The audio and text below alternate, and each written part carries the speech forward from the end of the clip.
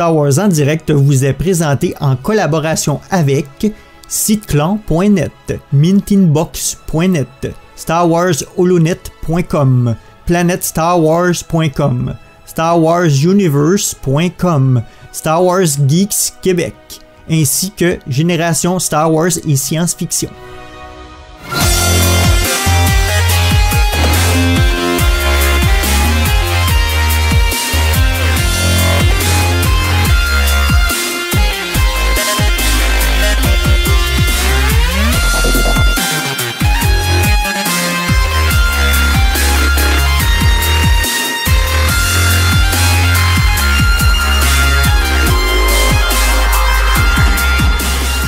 Bienvenue à Star Wars en direct, la voix du fandom Star Wars pour cette édition série qui sera consacrée à la première saison de The Mandalorian, ainsi qu'aux premières images de la saison 2, en attendant le début de la diffusion bientôt.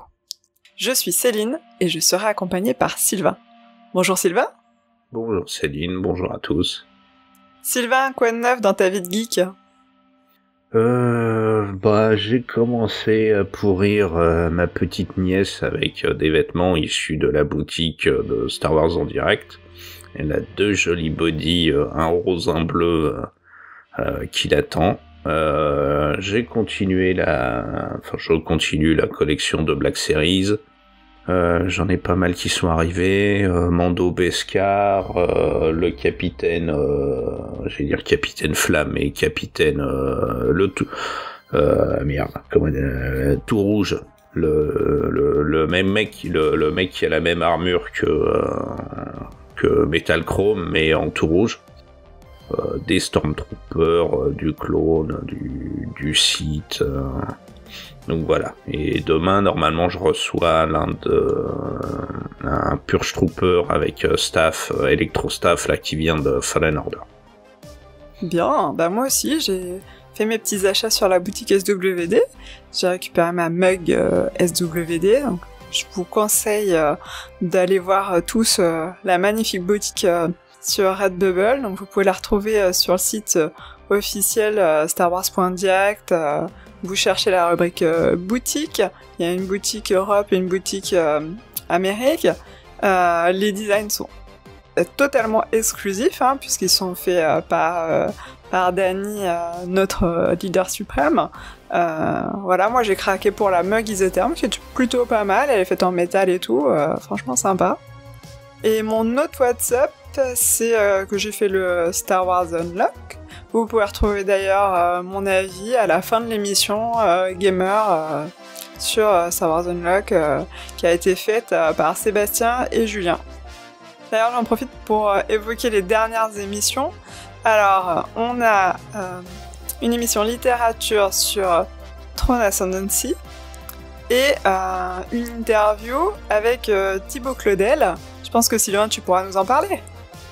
Ah bah oui, je l'avais oublié celle-là. C'est une interview de notre collègue Thibaut qui sort dans un peu moins d'un mois un livre sur la postologie, sur Star Wars depuis son rachat par Disney. Donc c'était une première interview de présentation pour ceux qui ne connaissaient pas l'ami Thibaut, le pourquoi du comment qu'il est fan et le pourquoi du comment il a écrit un bouquin. Et on espère, je croise les doigts, que à la sortie du livre, on puisse faire une seconde interview. On ira plus en détail dans le bouquin, sans être trop chiant, et parler en fait avec lui du contenu de son bouquin. Je te propose qu'on passe tout de suite au cœur du sujet. Donc avant qu'on y arrive, on va quand même rappeler la politique spoiler de Star Wars en direct. Donc tout ce qui est passé par des canaux officiels, ce n'est pas spoiler. Donc on peut en parler. Il y aura une petite section avec des rumeurs sur la saison 2, sur la fin. Donc si vous voulez sauter, vous le savez. Et par contre, la saison 1, on considère que c'est totalement non-spoiler. On va pouvoir vraiment parler de la saison 1 en entier, y compris les twists finaux. Donc si vous n'avez pas vu la saison 1, moi je vous déconseille cette émission. Voilà. Donc Sylvain, on va passer à l'hyperespace, et puis tu vas nous faire un petit résumé. Oh crap! Prepare to jump into hyperspace on my mark. All right, stand by.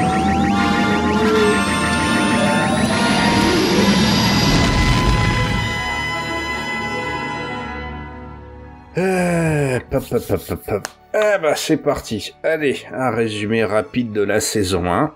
Alors, c'est Pedro le Mando, dans sa super armure rutilante, casque en peau de chambre en aluminium et reste de l'armure en marron.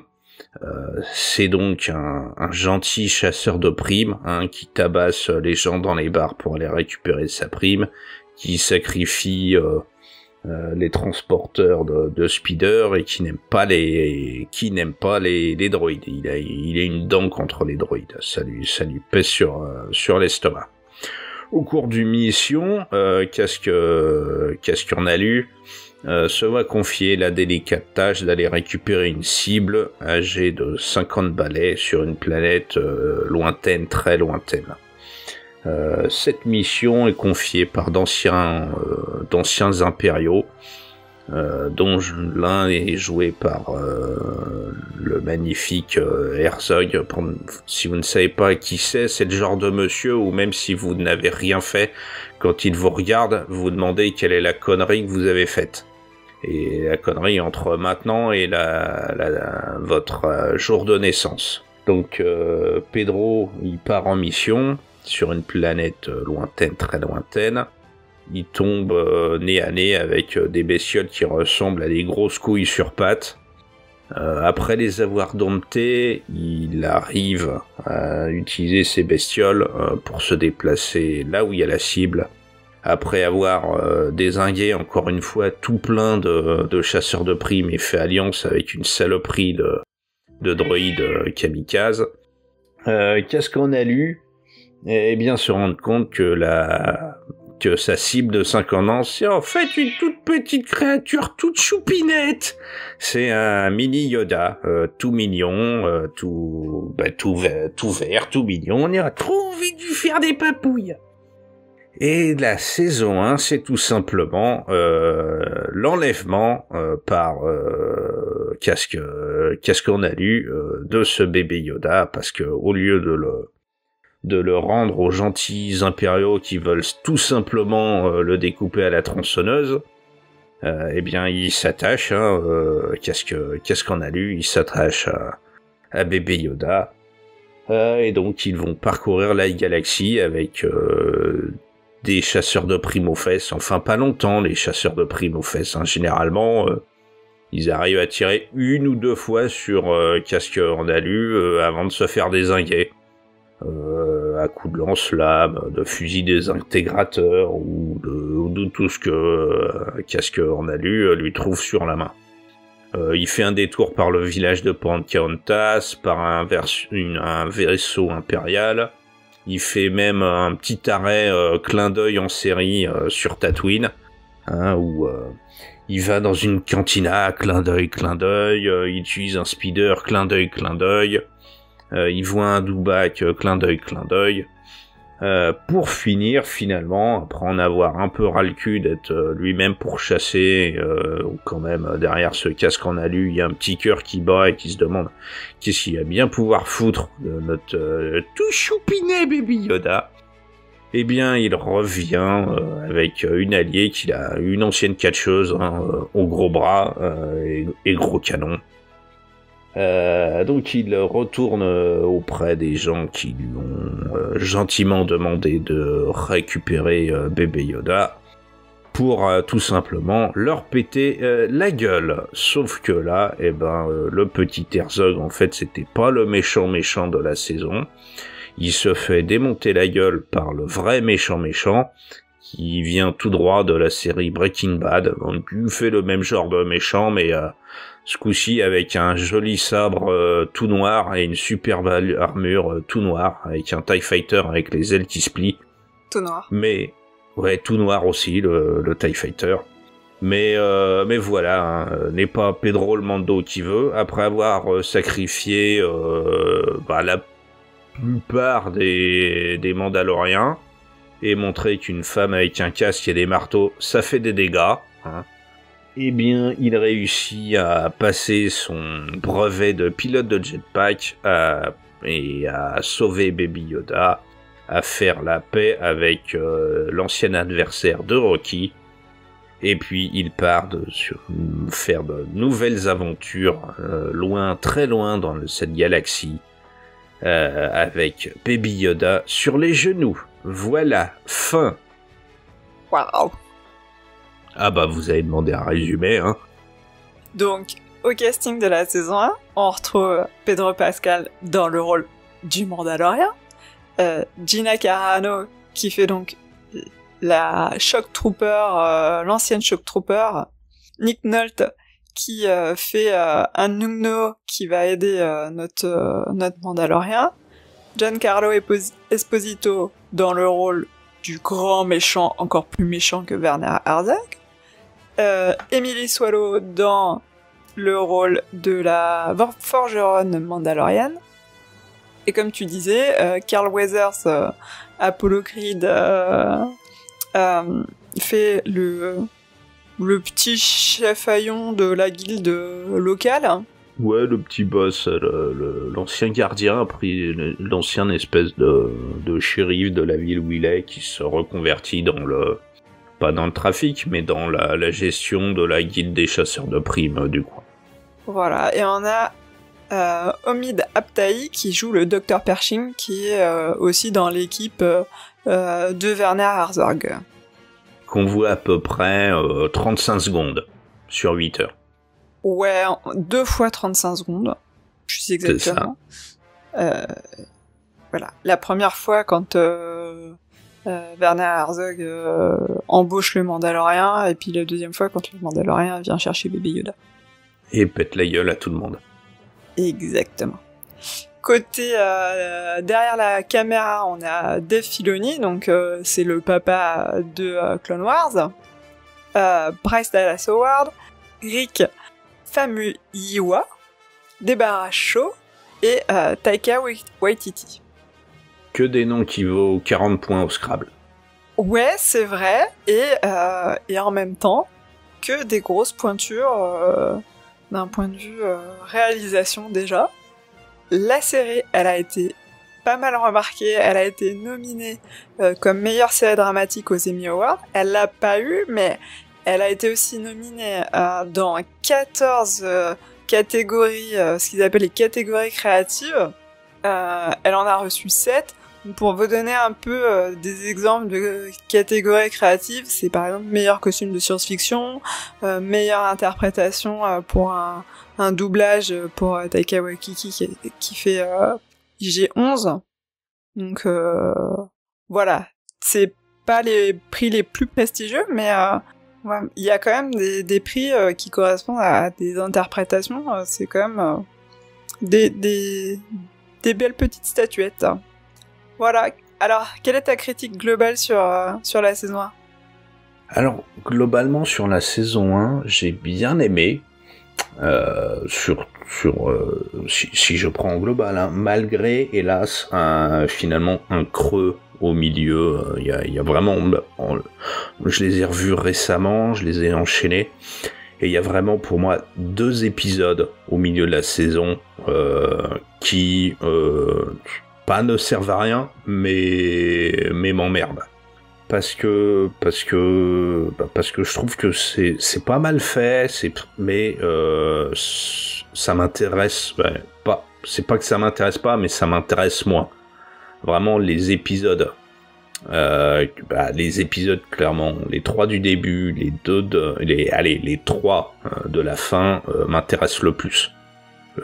Sanctuary et The Gunslinger là, chez Pocahontas et l'épisode clin d'œil clairement m'intéresse beaucoup moins, pas parce qu'on n'apprend pas grand chose, pas parce que on découvre pas de trucs, mais je trouve que ça fait un peu un jour dans la vie de Mando. Et globalement, dans cette saison, je m'en fiche, quoi. Pour moi, il dans cette saison 1, il a eu une mission, c'est au moins protéger l'enfant, donc aller en visite à Pocahontas et faire le con dans le désert, je m'en tape. Mais passer ces deux épisodes, franchement, je trouve que c'est bien. Il y a de l'envie, il y a des superbes décors, les costumes sont nickel. L'ambiance générale de la série est je trouve à la fois fun et dure, via les traumas de qu'est-ce qu'on a lu, ou via donc globalement c'est un gamin qui est poursuivi par des ex-impériaux. Donc on imagine bien que si Mando foire sa mission, The Child, il finit en soupe. Donc il y a toute une ambiance, il y a tout plein de thèmes et de trucs qui me plaisent, même si c'est vrai que c'est quand même une saison introductive. On présente Mando, on présente bébé Yoda, et me gonflez pas avec le terme bébé Yoda, je vais l'appeler comme ça parce que l'appeler l'enfant ça me gonfle. On présente Cara, on présente Carl Weathers, même si je viens d'oublier le nom de son rôle. Greef Karga. Voilà, on présente plein de personnages, et finalement on ne fait que les présenter, et on gratte, on a des infos sur Mando, mais on sait pas d'où vient Carl Weathers, on sait pas d'où vient Cara. On sait, il manque plein de trucs. On nous a popé des infos. Maintenant, j'en veux plus. C'est la saison introduction. Elle m'a mis en appétit. Maintenant, là, c'était les hors d'œuvre. Envoyez-moi l'entrée, voir le plat de résistance. Ouais, je suis assez d'accord avec toi. Moi, j'ai trouvé que globalement, c'est vraiment une excellente série. On est vraiment dans une ambiance peut-être plus Star Warsienne que tout ce qu'on a vu depuis le retour du Jedi. Vraiment, les acteurs sont très bons. La réalisation est aux petits oignons. Et le scénario est vraiment très très sympa, cette idée de bébé Yoda. Finalement, voilà, on a ce héros au grand cœur qui se voit lui-même, parce que lui aussi c'était un orphelin, et c'est vraiment, il y a du cœur, quoi. On est touché par ce récit.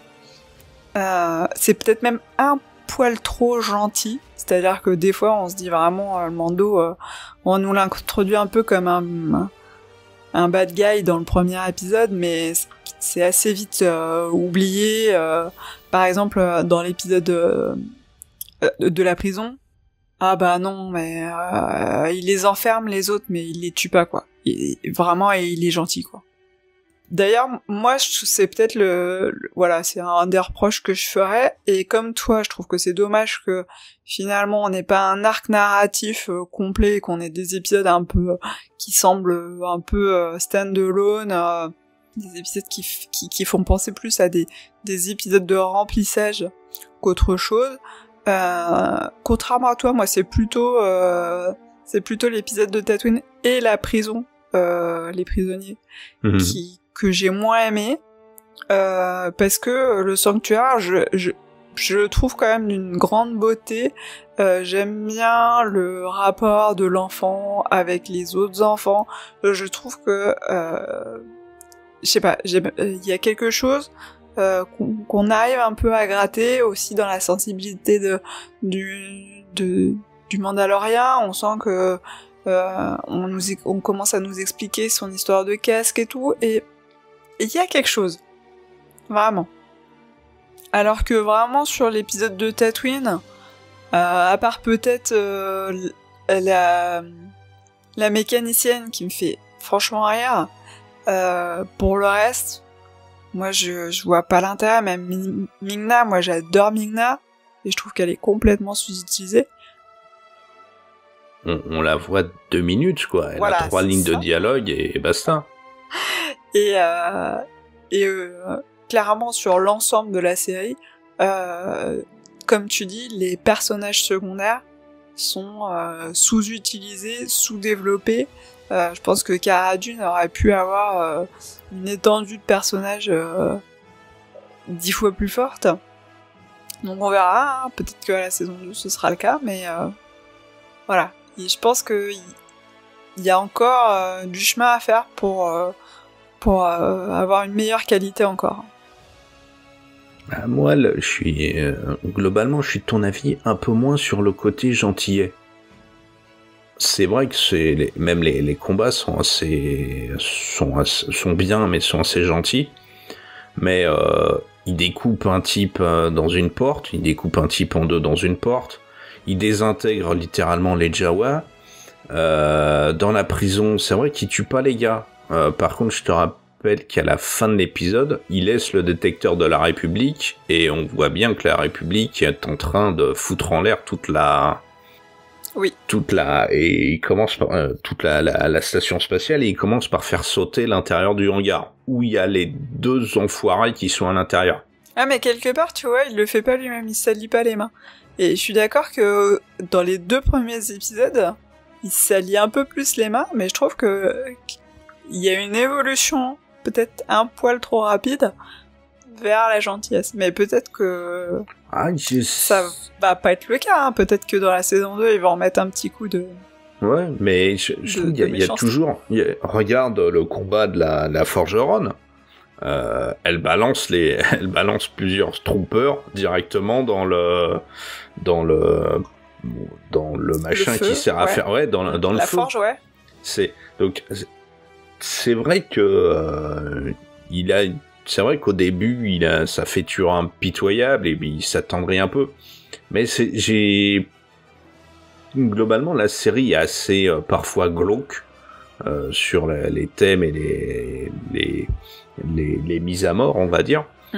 Et j'ai l'impression qu'il est plus dans le thème, pas forcément flinguer tout le monde, sauf quand c'est de la pécadille, mais il a l'air quand même d'être assez vicelard avec ceux qui lui ont fait des coups tordus. C'est mon avis sur Mando, en fait. Ouais, bah par exemple, c'est vrai que sur l'épisode sur Tatooine, le mercenaire... il le déglingue. Voilà, il se pose pas trop de questions. Ouais. Moi, je te propose qu'on revienne doucement sur chaque épisode. Ouais, d'accord. Donc...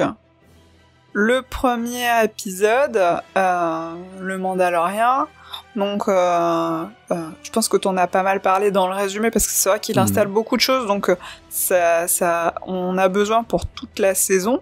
Donc voilà, c'est comme on disait, il prend le contrat et puis il va chercher bébé Yoda à l'aide de Quill, le Gnot, et il tombe sur IG-11. Et il le dézingue pour pouvoir prendre la prime, qui s'avère être un bébé Yoda. C'est le twist final de l'épisode. Enfin, ce qu'il faut dire, c'est que il dézingue IG-11, pas parce que IG-11 va lui piquer la prime, mais parce que IG-11 veut flinguer bébé Yoda, puisque dans son contrat à lui, dans son contrat, ouais, il est mort. pas obligé de garder la cible vivante. Tout à fait. Alors, j'ai regardé un petit peu les références qu'il pouvait y avoir au long de la série, et j'ai vu que le combat final ressemble à celui de la Horde sauvage, donc clin d'œil appuyé au western, et c'est vrai que globalement la série fait pas mal de clins d'œil à la culture japonaise et au western. Donc on y reviendra sur d'autres épisodes. Bon, clairement, quand tu vois la première armure, surtout les couleurs de la première armure de Mando, et la cape qu'il porte, c'est l'homme sans nom de d'Eastwood. C'est l'étranger avec avec son poncho, le cigare et ça. Je crois même, si je dis pas de bêtises, son flingue son pistolet ressemble à un Colt 6 coups, quoi, à l'ancienne. Oui, c'est toutes les armes qu'il peut avoir le Mandalorian, c'est des armes qui existent et qui ont été légèrement modifiées. Il y en a beaucoup qui sont très Far West, en effet. Donc moi je trouve que c'est vraiment cet épisode, il est vraiment quasi à la perfection. Franchement, celui-là j'ai pas de critiques négatives à en faire, que des critiques positives. La réalisation, elle est vraiment magnifique. Quand j'ai vu Dave Filoni à la fin, je me suis dit, pour quelqu'un qui fait de l'animation et qui se lance dans la série live, chapeau. Ouais.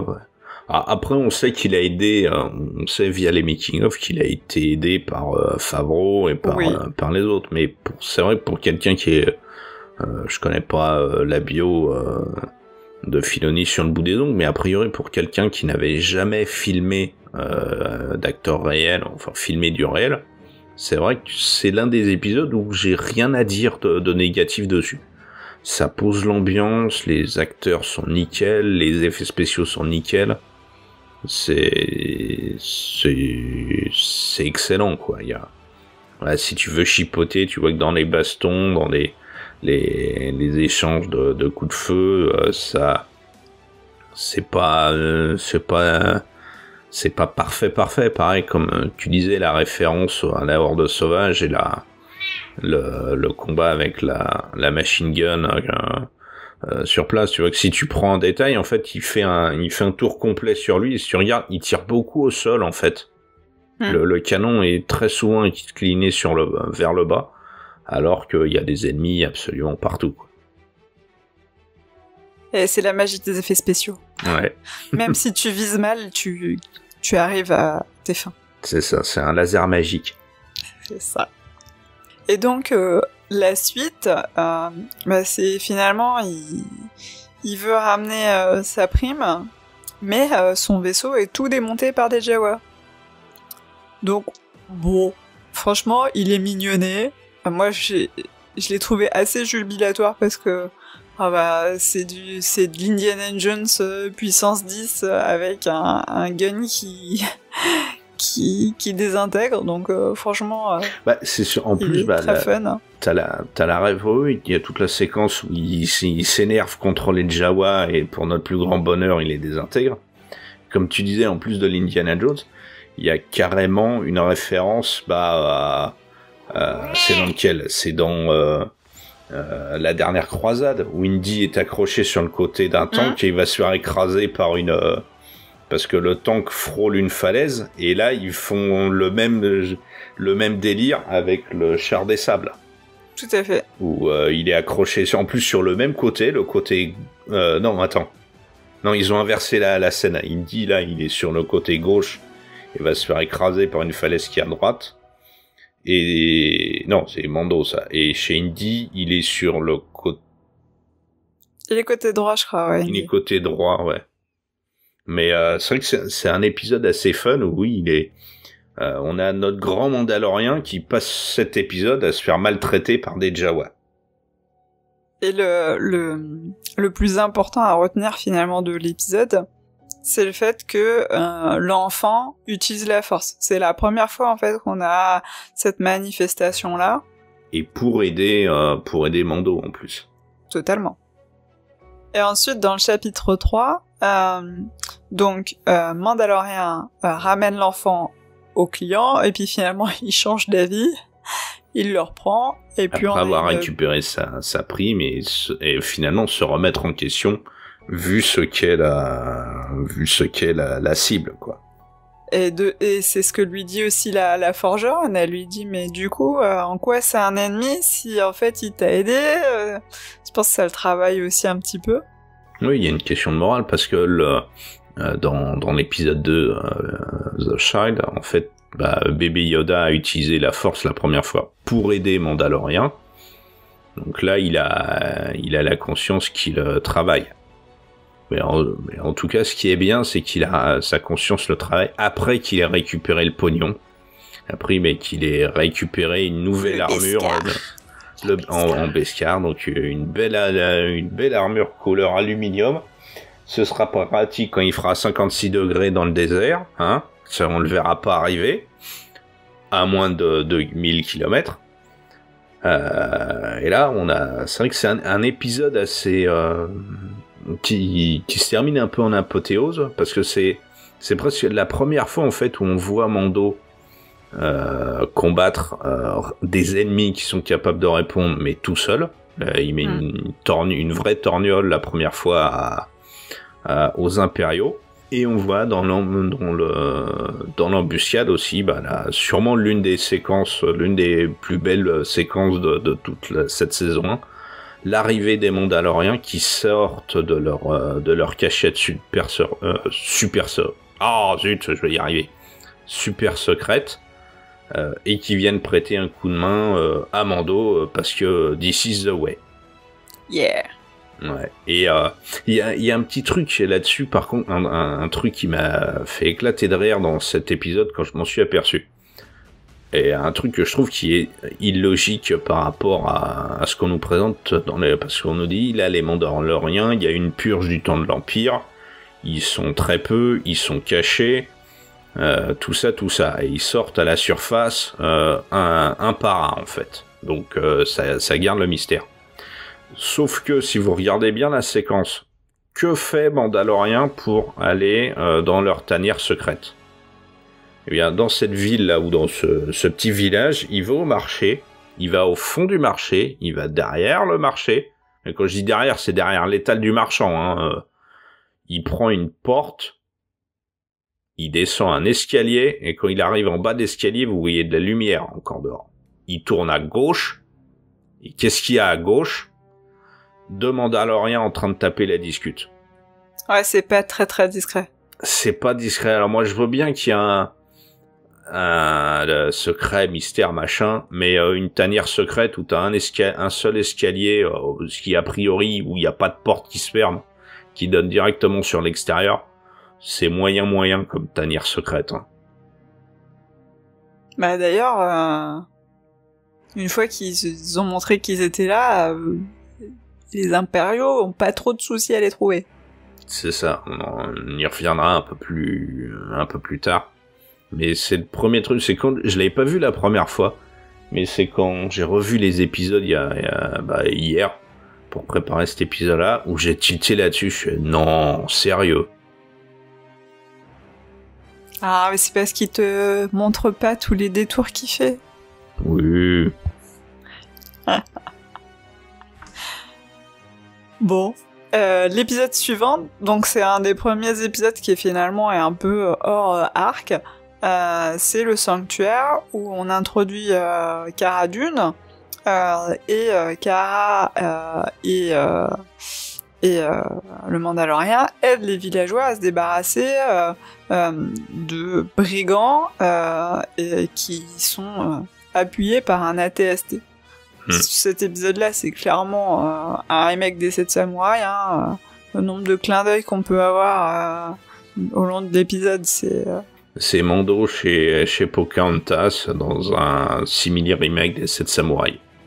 Avec la séquence où quand on annonce aux villageois que ça va pas le faire, faut qu'ils partent. Non, c'est chez nous, on reste, on est nombreux, on va apprendre à se battre. Et en 2 minutes 50... ton armée de villageois, elle a appris à se battre avec un gros bâton et à viser droit avec une arme.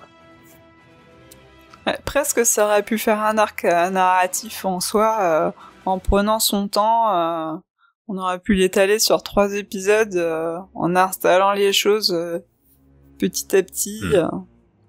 C'est ça qui est un peu dommage, quoi. Ouais, c'est aussi j'y avais pas pensé dans la critique globale. Mais on n'a pas de repère de temps, en fait, dans cette série-là. Et je crois que c'est qu'à l'épisode 7 ou 8 où j'ai entendu une ref là-dessus, où on disait qu'en gros, ça fait 6 mois que Mando a The Shield. Et donc, sur cet épisode, les villageois, on sait pas s'ils sont là depuis 24 heures. On voit juste 2 fois le jour se lever, enfin ou deux séquences de nuit et basta. Donc on sait pas réellement combien de temps ça dure. Et c'est ça fait une impression assez bizarre, quoi. On a l'impression que c'est vite plié. Donc c'est peut-être ça qui est un peu dommage, parce que finalement, si on avait pris le temps de développer la relation avec comment elle s'appelle, Omera, on aurait pu peut-être un peu plus croire au fait que Mando hésitait à rester. On aurait pu aussi plus développer le personnage de Cara Dune. Bref, il y avait du potentiel. Ça reste un très joli épisode, mais c'est dommage finalement qu'on n'aille pas au bout des choses, quoi. C'est ça. Cet épisode sert quasiment exclusivement qu'à montrer Cara Dune, qui est une ancienne rebelle, shock trooper, je sais plus le terme. Bref, c'est une soldat romaine qui aime péter la gueule des impériaux et qui est tatouée de partout et tout le bazar. Mais ça va, encore une fois, super vite. On n'a pas vraiment de repères temporels. Et ça, hop là, à peine arrivé, 2 séquences de drague de Pocahontas et on repart. Voilà. Et on arrive sur l'épisode suivant, le mercenaire. Donc, on est sur Tatooine. On va dans la cantina. Clin d'œil. Voilà. Il fait alliance avec un débutant pour attraper Ming-Na, qui est super méga forte. Qui est une Fennec, snipeuse et qui s'appelle Fennec. Voilà. Pour là aussi, ils se sont cassés franchement, j'ai pas trop à dire sur les noms des personnages, mais là, quand même, sans déconner, c'est Tatooine, donc Tatooine, sable, donc dune. T'as un ennemi qui s'appelle Fennec, sans déconner. Et je crois que c'est Fennec Sand en plus. Ouais, un truc. Donc c'est vraiment. Sérieusement, les gars, c'est. Putain, le pire, c'est que c'est joué par Ming-Na, donc qui est une actrice asiatique. T'imagines le torrent de boue qui se serait pris dans la gueule s'ils avaient fait un nom de personnage à connotation asiatique. C'est un truc, mais c'est con comme la pluie. C'est pour faire, c'est pour ça que je me moque un peu, mais c'est l'épisode clin d'œil, quoi. T'es sur une planète désertique, t'appelles le méchant Fennec Sand. T'es sur Tatooine, tu vas dans la cantina, et là c'est géré par un robot. Les speeders aussi, je crois que qu'ils utilisent, je crois que c'est des speeders d'Anakin dans l'épisode 2. C'est vraiment un épisode qui m'a gonflé parce que il ne sert, je trouve, strictement à rien. C'est l'épisode où on te fait des refs à la seconde, 10 000 références à la seconde, mais je m'en tape. Moi j'aime pas. C'est typiquement le genre de truc qui t'appelle, tu sais, les blagues méta ou les refs méta. Et moi je ne supporte pas ces trucs-là. Ça me tape sur le système. Ça me fait sortir entièrement de l'œuvre. Et je ne pense qu'à ces putains de refs et pas à l'histoire. Et je trouve ça gonflant. Bah moi j'aime bien les références quand c'est utile, quoi. Et c'est vrai que là on a le sentiment que c'est vraiment mettre des références pour te les enfoncer dans le crâne. Moi je trouve ça vraiment dommage parce que je pense qu'il y avait mieux à faire que ça finalement. Il y a cet épisode là, en effet il apporte rien. Les personnages, il y en a pas un seul qu'on voit. Il y a juste un truc, c'est que à la fin on voit quelqu'un qui va voir le corps de Ming-Na, on sait pas qui c'est.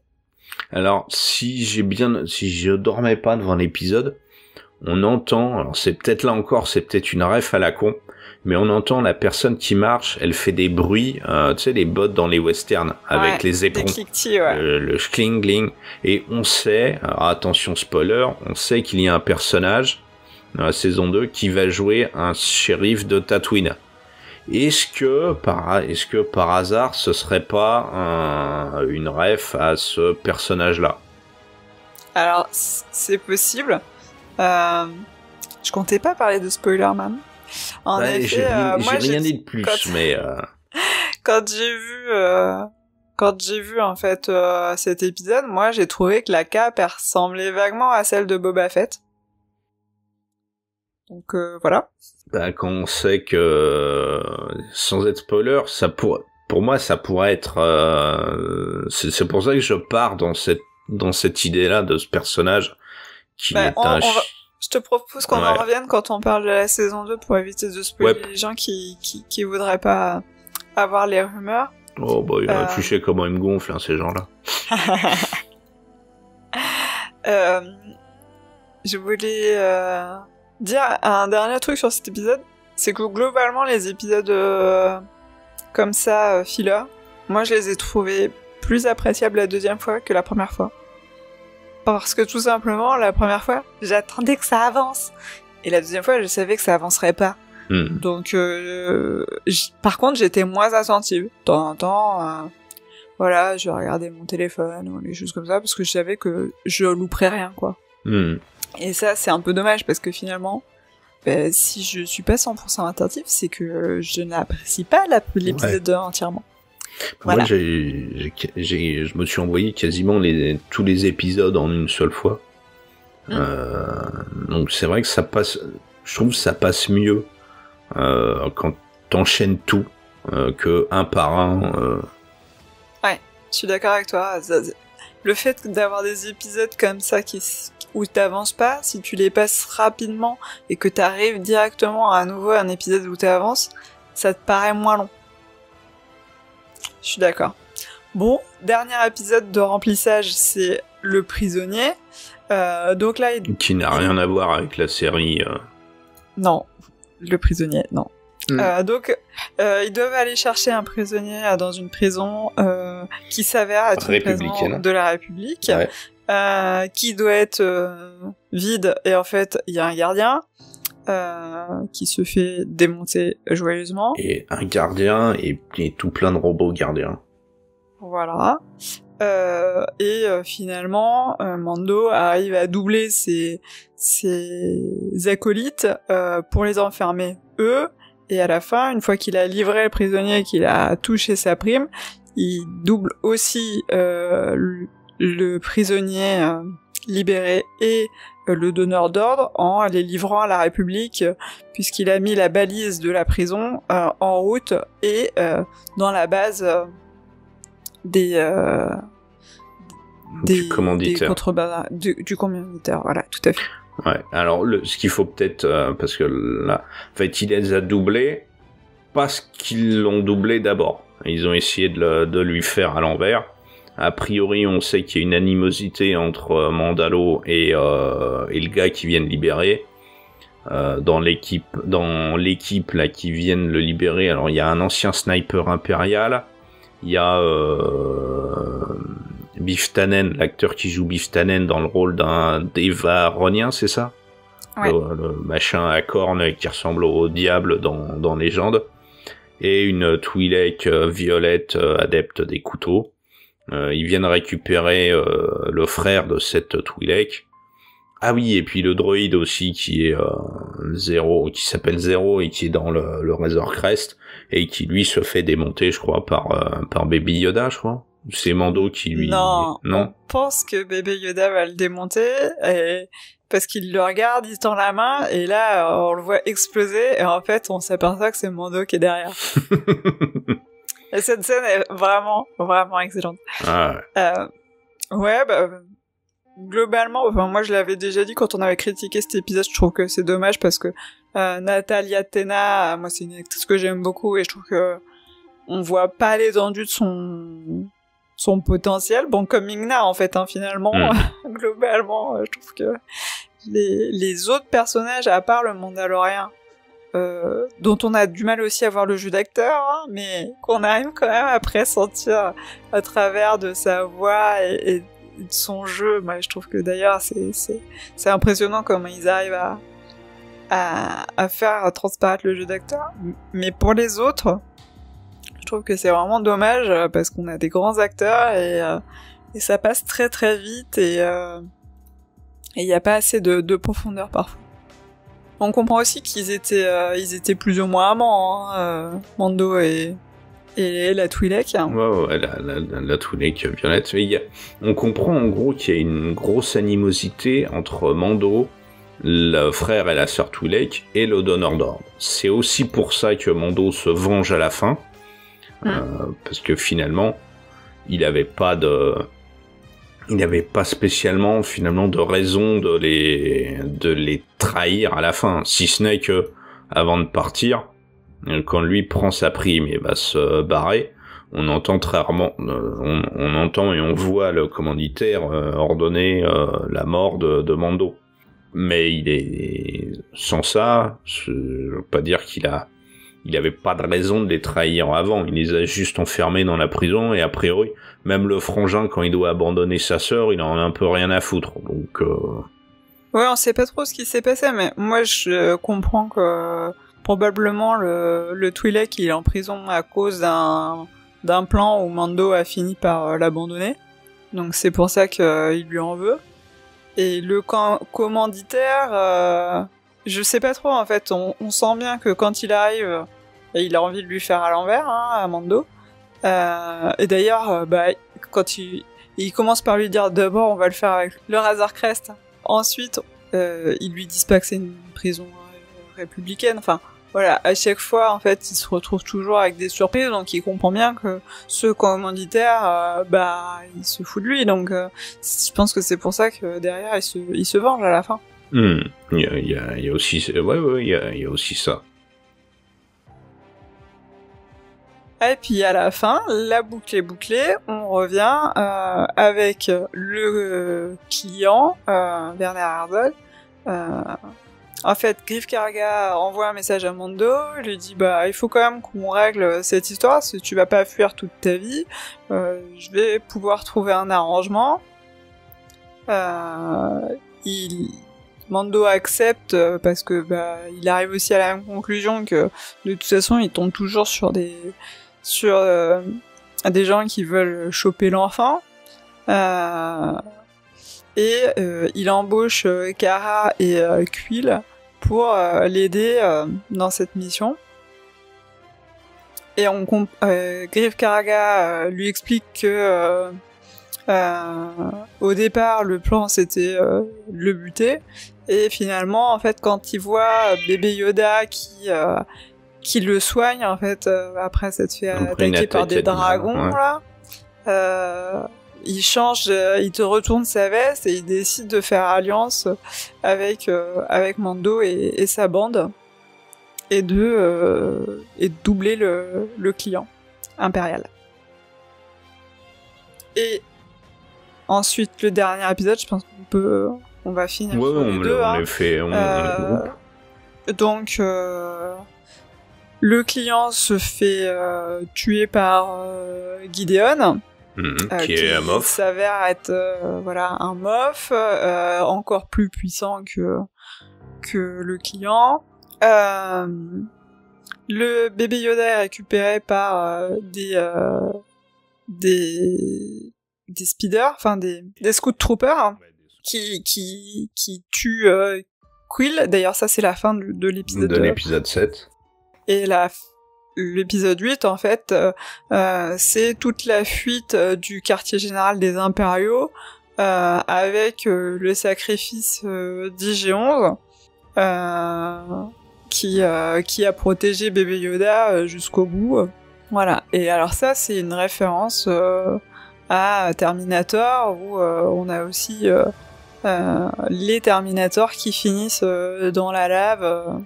Voilà. C'est ça, parce qu'il littéralement il s'auto-détruit au milieu d'un groupe de Stormtroopers. On a aussi oublié dans le résumé que c'est à ce moment-là que Mando a officiellement son clan, avec le symbole sur les paulières droites du Mug Horn, et que son clan est composé de lui et de bébé Yoda. C'est là aussi où on apprend que les Mandaloriens se sont fait a priori exterminer, même si moi je comprends cette séquence différemment. Je pense que les gars ont abandonné même s'il y a eu des morts, beaucoup ont abandonné leur armure pour pouvoir se barrer d'ici. Moi je comprends qu'il y en a certains qui se sont enfuis, mais que le tas d'armure correspond à des gens qui sont décédés. Moi, t'es un Mandalorien, tu retires pas ton casque. Ouais, mais moi, de ce que je comprends dans le dialogue entre Mando et la Forge Horn, c'est que oui, il y a eu des morts, et peut-être beaucoup, mais qu'il y a aussi des gens, des Mandaloriens, qui, pour survivre, ont lâché l'armure, donc ont retiré le casque, l'ont abandonné derrière eux, pour se barrer, et pour survivre, et pour reprendre le combat plus tard. En tout cas, c'est comme ça que moi je la comprends. Alors, je suis d'accord qu'il y a des survivants. Après, des survivants qui ont lâché l'armure, moi, je l'interprète pas comme ça. Mais la Forge Horn, de toute façon, elle est un peu mystique. Mystique, ouais. Elle a des propos un peu sibyllins, donc c'est compliqué de savoir qu'est-ce qui est vrai ou qu'est-ce qui est faux. Au passage, c'est quand même assez important justement ce passage avec la Forge Horn, parce que ça va introduire l'arc probablement de la saison 2. Puisqu'elle lui donne une mission. Elle lui dit que du coup il se retrouve à être le père de l'enfant, de fait, puisque c'est un orphelin et qu'il l'a recueilli, et qu'il faut qu'il le rende à sa tribu de sorciers qui étaient des anciens ennemis des Mandaloriens, les Jedi. Haha. Oui, c'est vrai que j'espère que ce sera là. En fait, c'est assez paradoxal parce que j'espère que ce sera réellement le but de la saison 2 et qu'on rendra bébé Yoda aux Jedi. Par contre, ce qui est paradoxal justement, c'est que si on retire bébé Yoda de Mando, s'il l'amène à un point, qu'est-ce qu'on fait après du reste de la série? Est-ce qu'on continue? Est-ce que la série va continuer si on a cassé le couple Mando bébé Yoda? C'est une question que je me pose en fait. Alors moi je me dis peut-être que dans la saison 2 il va peut-être tomber sur certains Jedi sans pour autant tomber sur suffisamment de Jedi pour considérer que c'est la tribu, on va dire, et que peut-être sur une saison 3 il va continuer avec un Jedi allié à trouver la tribu. Je sais pas, c'est une hypothèse comme ça. Je me demande, franchement, je me pose la question. On peut directement passer à ce qui a été annoncé pour la saison 2. Donc côté réalisation, on a Jon Favreau qui va passer derrière la caméra, Dave Filoni, Bryce Dallas Howard, Rick Famuyiwa. Donc ça c'était pour les réalisateurs déjà dans la saison 1. On notera qu'on a pu Deborah Shaw parce qu'elle est partie réaliser Obi-Wan, et Taika Waititi, a priori, il revient pas. Oui, parce que lui, lui normalement c'est Thor Love and Thunder, donc il sera un petit peu occupé. Ouais, il y a même des rumeurs pour qu'il fasse un film Star Wars. Hein. Je sais pas si t'as entendu cette rumeur. Ouais, il y a ça. Alors moi là, je sais pas si c'est vrai. J'ai un gros doute sur ce qu'il va faire, si c'est vrai. Et je pense qu'on va très vite en fait retomber dans le symptôme de Solo, parce que Taika Waititi, il est quand même spécialiste des films décalés et des films à tendance humoristique. Donc mettre ça entièrement dans Star Wars, je sens que ça va nous faire comme les deux clowns pour Solo. C'est que il va vouloir y aller en mode YOLO et puis on va lui dire stop. C'est pas ce que on va se séparer là. On va se séparer là, différents artistiques et tout ça. Parce que j'ai pas l'impression.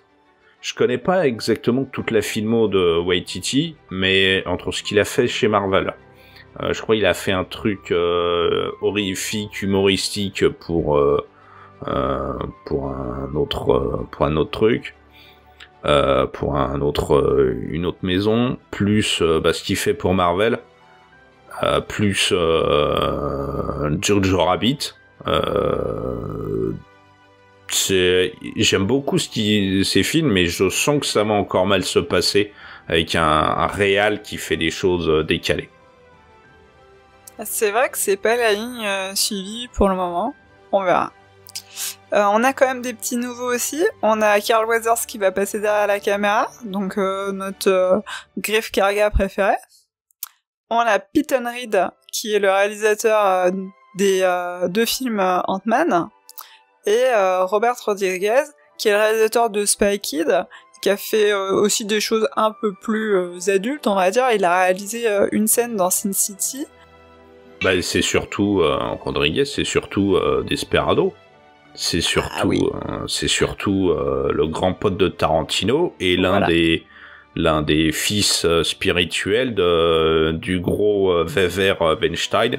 Donc là, moi, ça me fout les boules que Rodriguez réalise avec tout le passif qu'il a maintenant. Moi, niet. Moi, c'est un mec que je veux pas. Tu peux pas. Bon? Alors, pour revenir à Tata Rodriguez, pour la petite histoire, bon, vous savez l'histoire avec Weber Weinstein, violeur en série. La petite histoire, c'est que Rodriguez a été le compagnon ou le mari de Rose McGowan et qu'elle lui a dit ce que lui avait fait subir Weber. Réaction de Rodriguez, absolument aucune, sinon de soi-disant faire chanter Weber pour qu'il prenne McGowan en tête d'affiche pour l'échec total et absolu de Planète Terreur. Moi, j'appelle pas ça une réaction, et voilà. Moi, ça me dégoûte que ce mec-là, comme Tarantino, fasse comme si de rien n'était, face à leurs mensonges, à leur non-prise de conscience, et encore plus pour Rodriguez, qui était clairement, qui a fait le kéké. Il le dit lui-même en interview, hein.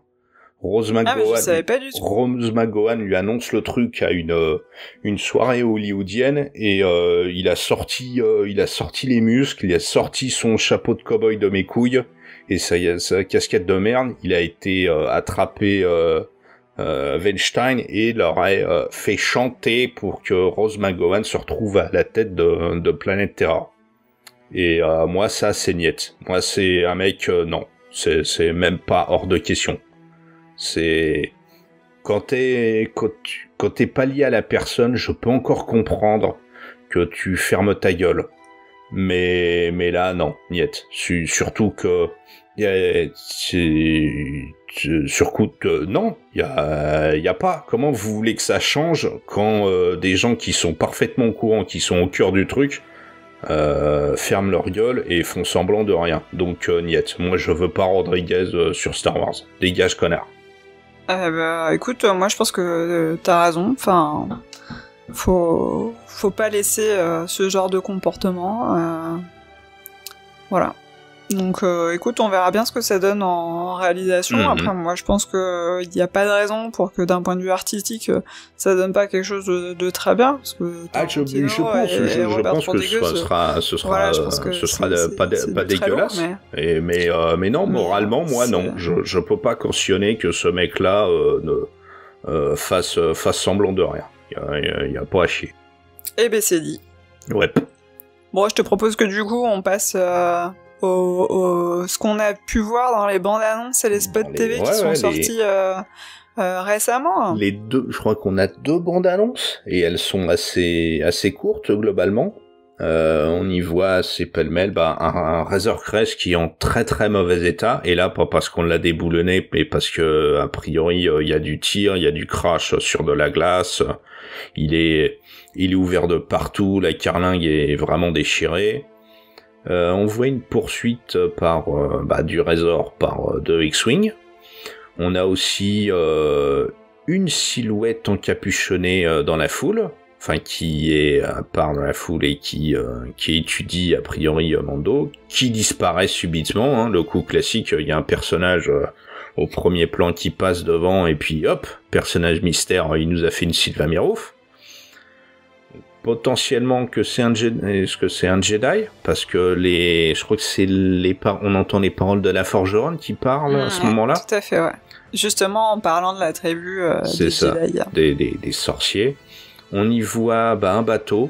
On voit Mando et bébé Yoda forcément qui sont en voyage de croisière sur un bateau. Pour ceux qui trouveraient ça bizarre, comme Dudu Randall, qui a dû bien encore raconter des conneries, qui se demandent pourquoi dans Star Wars on a des bateaux. Bien, je vous rappellerai l'épisode 1 où on a un sous-marin. L'épisode 2 où Anakin et Padmé sur le lac de Genève font une balade en bateau. Je vous rappellerai, je crois, l'épisode 3 sur Kashyyyk, on voit aussi des véhicules qui flottent sur l'eau. Donc bon, un bateau, oui, et alors ? C'est pas parce qu'on a des véhicules qui se déplacent plus vite que la lumière que sur une planète pleine d'eau, par exemple, t'aurais des bateaux. Je vois pas trop quel est le problème. Je sais pas, mais par exemple ici, on a des hélicoptères. Et en fait, on a quand même des bateaux. C'est un truc de fou, hein. Ouais, c'est fou. On a même des bateaux qui sont encore des fois en bois. On a des trucs qui sont en caoutchouc. Donc, c'est dingue, hein. Ah ouais, c'est assez bizarre. On a une planète glacée. Moi, je croise les doigts pour que ce soit pas encore hot, hein. C'est parce que ou Ilum, parce que faudrait arrêter de reprendre. La galaxie est vaste, très vaste, donc arrêtez de reprendre toujours les mêmes planètes. On a un gros véhicule lourd, mais moi je me rappelle pas de quelle gueule, de savoir si je l'ai déjà vu ce machin-là. Ça me dit rien, moi non plus. On a de la poursuite, on a des snow speeders, mais non, c'est des scout troopers qui font des chutes depuis le haut d'une falaise. On a, je crois, tu sais, le véhicule qui contient plein de... qu'on voit dans les épisodes 7 et 8, qui contiennent des troopers et qui permettent des véhicules de transport. Je crois qu'on en voit plusieurs à ce moment-là. On continue à avoir des nouvelles images de Cara Dune et de Greef Karga. A priori, ils ont pas changé de vêtements depuis la dernière fois qu'on les a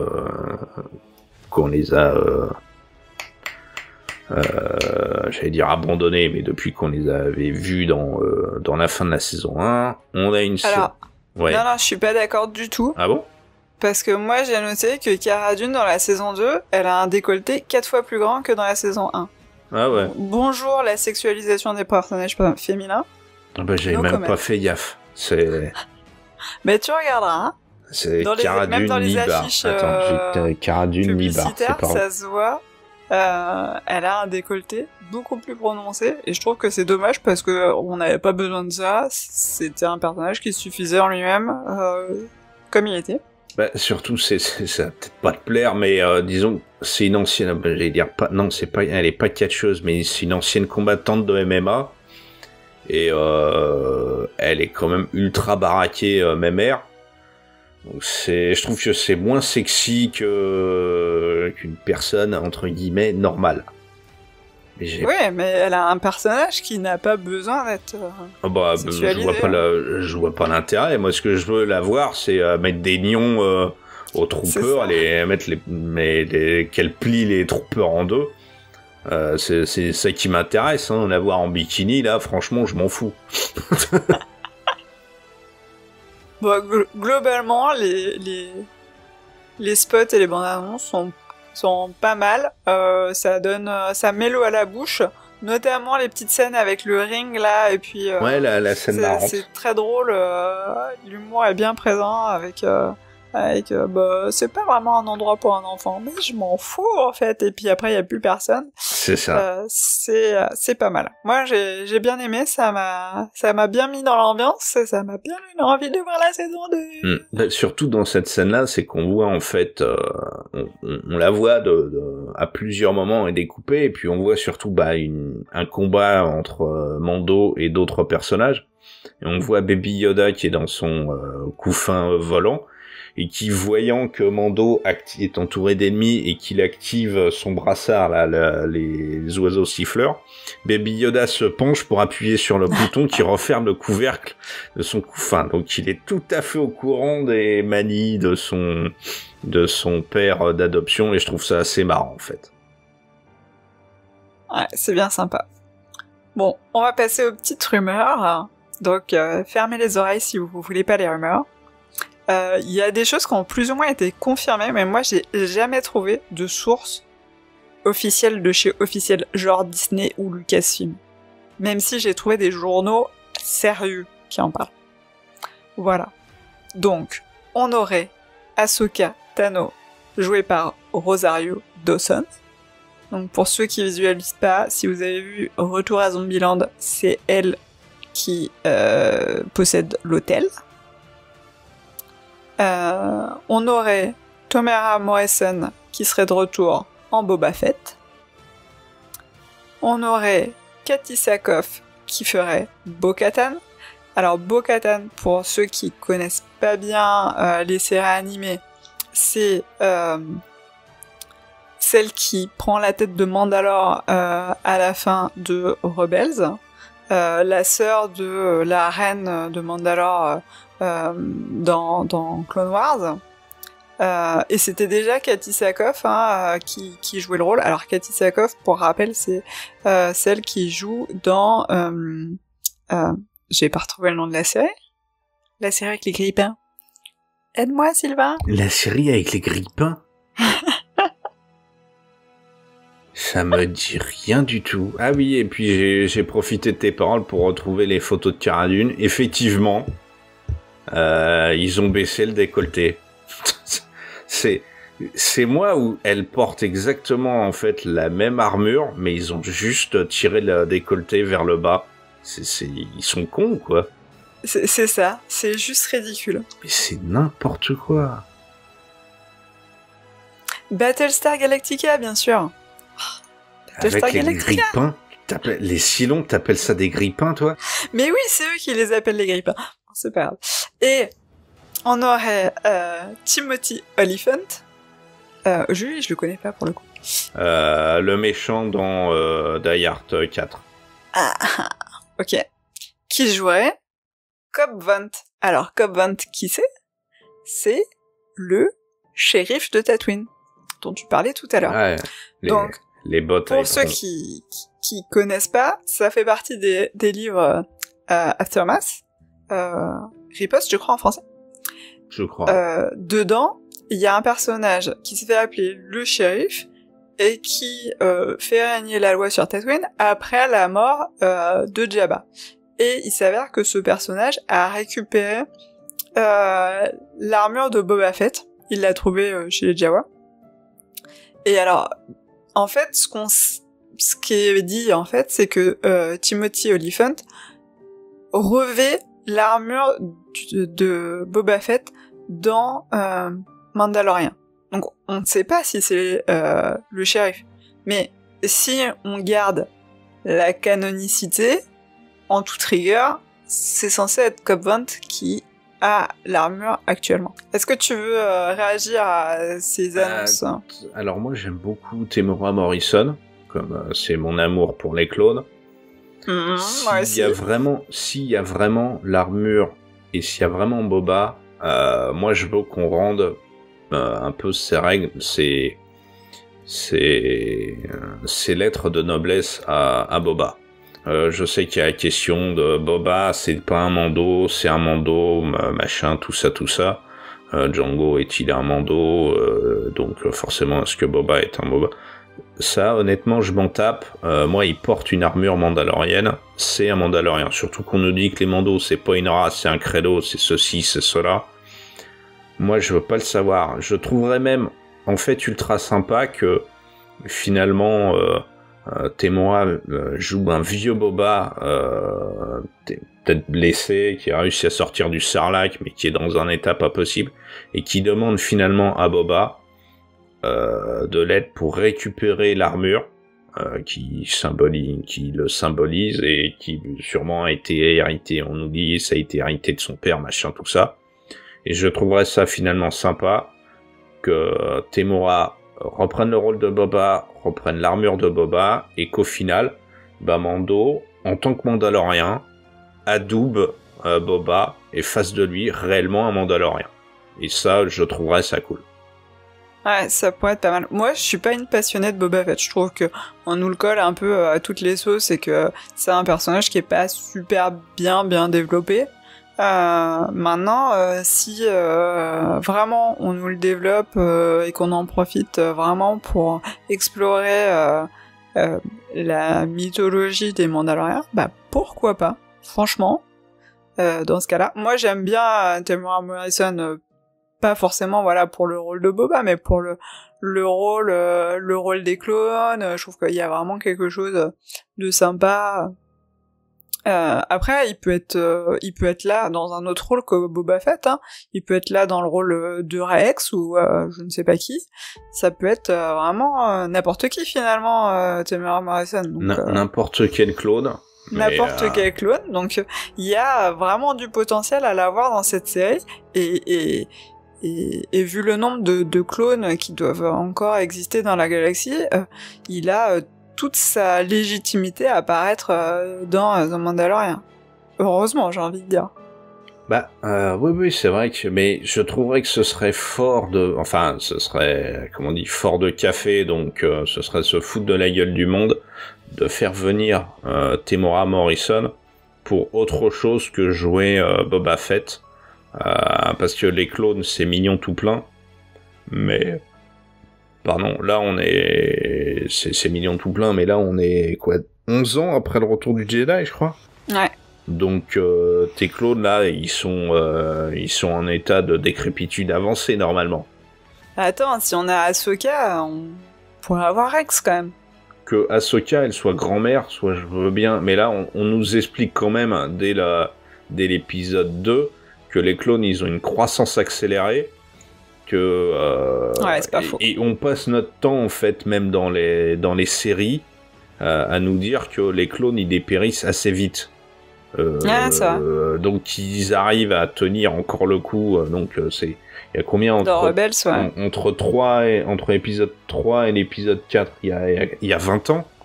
Donc là tes clones en gros, ils sont nés, ceux qui sont pas morts depuis Geonosis, ils ont quoi? Ils ont 60 ans virtuels quoi. Voilà, ils ont 60 ans virtuels. T'en rajoutes une bonne dizaine, ouais. Ouais, mais même plus, parce que entre l'épisode 3 et entre l'épisode 4 et l'épisode 6, il y a quoi? Il y a 5 ou 6 ans, je crois. Et il y a 3-4 ans, je pense. Il y a 3-4 ans. Et après, il y a 6 ans après avec le Mandalorian. Donc ça fait une dizaine d'années depuis l'épisode 4. Ils ont entre 70 et 80 balais. Ils sont, même s'ils sont clonés, améliorés, tout ça, c'est quand même 80 balais en âge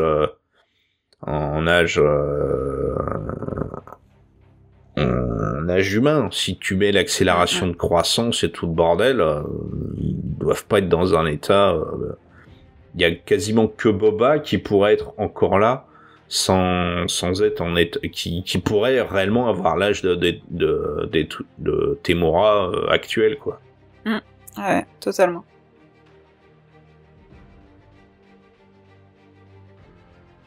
Est-ce que tu avais un autre commentaire à faire sur la saison 2 ? Ce que j'ai vu, moi, ça m'a bien plu. Franchement, j'ai hâte d'être à vendredi 9h devant ma télé. J'espère juste qu'on n'aura pas justement ce creux à l'intérieur. C'est 2-3 épisodes, on se fait un peu chier. J'espère qu'on en apprendra plus sur les Mandaloriens, qu'on en verra plus, sur Mando, plus sur Boba. J'espère qu'on va sur Baby Yoda. J'espère qu'on va le voir grandir aussi un peu, parce que là il est censé avoir 50 balais. Si je dis pas de bêtises, on nous disait que Yoda à 100 ans il entraînait déjà des Padawan.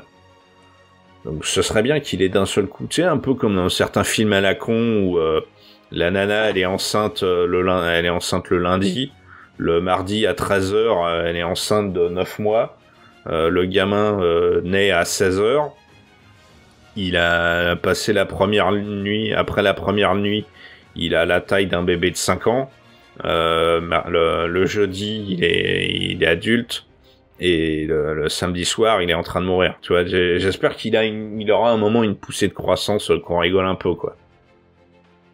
Je suis d'accord avec toi, c'est vrai que en soi on pourrait dire Yoda il a il a 900 ans, donc en fait, il vieillit 10 fois moins vite, voilà. Donc 50 ans, ça lui donne 5 ans.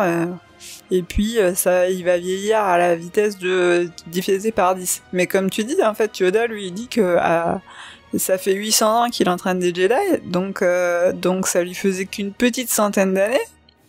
Donc bon, je veux bien qu'il y ait un gamin de 10 ans entraîne des Jedi, mais j'y crois moyen. Donc en effet, je pense qu'il faut qu'il y ait une petite inflexion dans la courbe de croissance. Donc pourquoi pas le voir. En effet, peut-être que sur 2-3 saisons, on pourrait voir une petite dizaine d'années par saison. Ça pourrait être sympa. Ouais, et puis je trouve que ce serait un truc assez marrant. On passe littéralement de Baby Yoda, et puis un matin, Pépère, il se réveille et il trouve un Yoda, un Baby Yoda. Ado en train de muer. Ouais, ado, ou tu sais, directement qui passe au stade de petit vieux, entre guillemets, et qui lui dit bah oui, c'est comme ça que ma race évolue, qu'est-ce qu'il y a, quoi. Tu sais, qui est un peu à la Yoda, avec ce même humour un peu trollesque, c'est à moi, et ce genre de conneries. Moi, je trouve que ça renouvellerait bien le concept. Et je trouve que ça pourrait être très marrant, en fait, si c'était bien fait. Ouais, mais j'ai des doutes. Je pense qu'ils vont le garder bébé par simplification. On verra. Ça reste une théorie intéressante. Bon, sur les prochaines émissions, vous aurez un Star Wars en direct littéraire sur Rise of Kylo Ren, un Star Wars en direct gamer sur Squadrons, et puis bien sûr, on va attaquer la saison 2 de Mando, donc soyez à l'écoute. Comme toujours, si vous avez des questions, des suggestions, des commentaires, des réactions, vous pouvez nous écrire à studio@starwars.direct.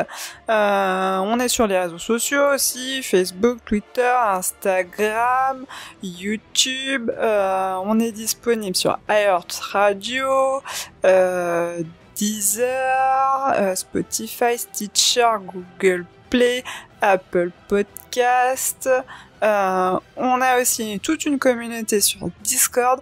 D'ailleurs, moi personnellement, je pense que c'est le réseau social où je suis le plus actif. Donc, si vous voulez discuter avec des fans, franchement, venez nous rejoindre. On part dans des théories, c'est vraiment génial. Toi, Sylvain, comment est-ce qu'on peut te rejoindre ? Alors sur mon Facebook et surtout sur mon Twitter, c'est Sylvain Game Alive.